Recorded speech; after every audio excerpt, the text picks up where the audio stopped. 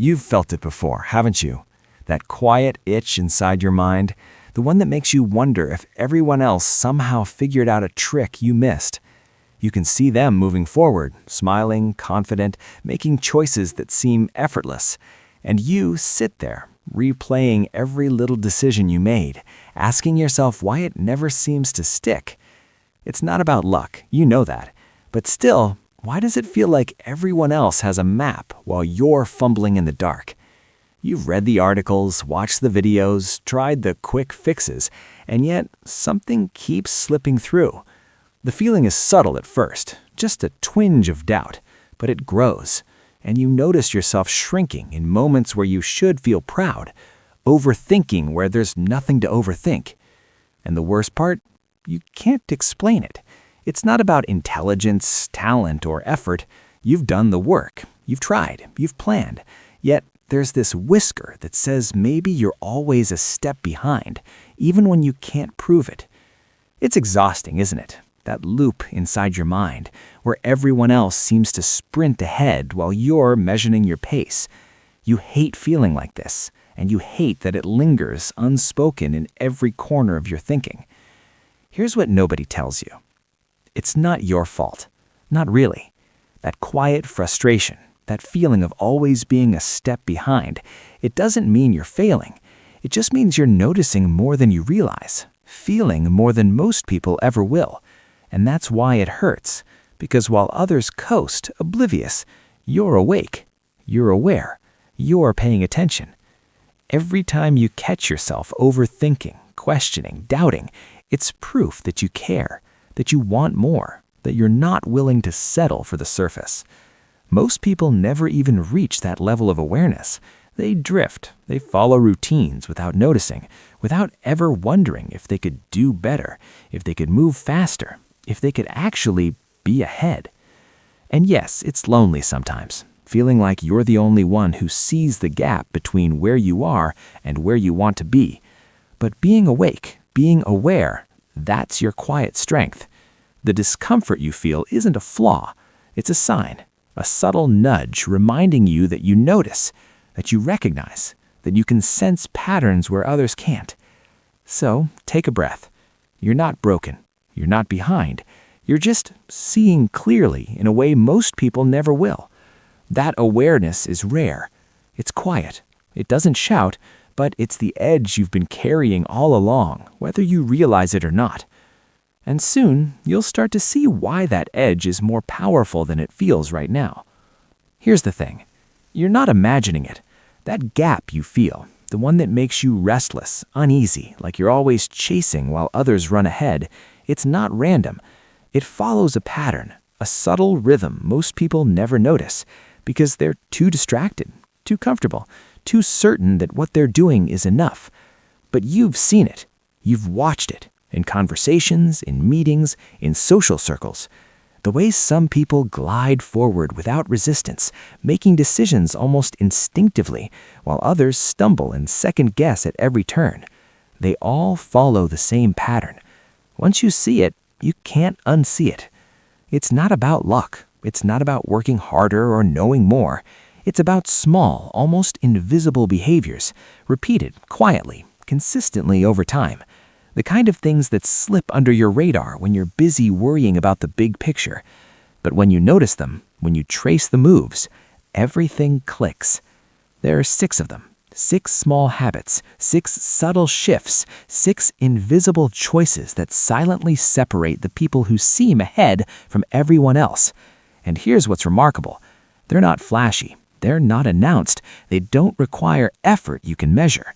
They're almost invisible. Yet they stack, quietly, day after day. And the moment you start recognizing them, you realize the whole game has been there all along, right in front of you. Remember the last time you hesitated before speaking in a meeting? You had the idea, the insight, the right answer, but something made you pause. Maybe it was the fear of being wrong or the memory of someone dismissing you before. You watched the opportunity slip away, felt the weight of silence pressing down, and for a moment you questioned yourself. Or think about scrolling through your feed late at night, seeing the effortless highlights of other people's lives, the promotions, the trips, the connections. You feel a quiet tension in your chest. It's not jealousy. It's recognition that you've been moving too cautiously, holding yourself back while the world seems to surge ahead. There were times you stayed late at work, trying to get just a little further, just a little better. You counted every small win, every tiny improvement, but it never seemed to add up fast enough. And you wondered if you were doing something wrong, if everyone else was just faster. Or the conversations where you wanted to assert yourself but softened your words instead. You saw the ease with which others claimed their space, their presence, their voice. And you felt that subtle frustration. You weren't invisible, but somehow your efforts weren't enough to push through the quiet resistance.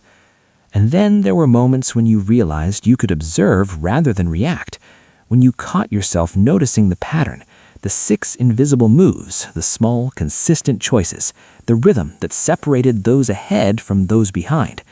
You didn't have to act yet, just notice, and that quiet noticing felt different, almost powerful. Every one of these moments, the hesitation, the quiet tension, the awareness, it's happening inside your mind in ways you barely notice.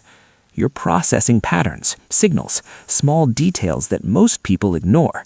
That constant scanning, that quiet alertness, it makes you feel tired, restless, maybe even frustrated at yourself. But it's not a flaw.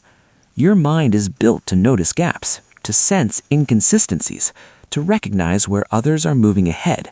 It's why those invisible shifts, the little habits, the subtle choices stand out to you.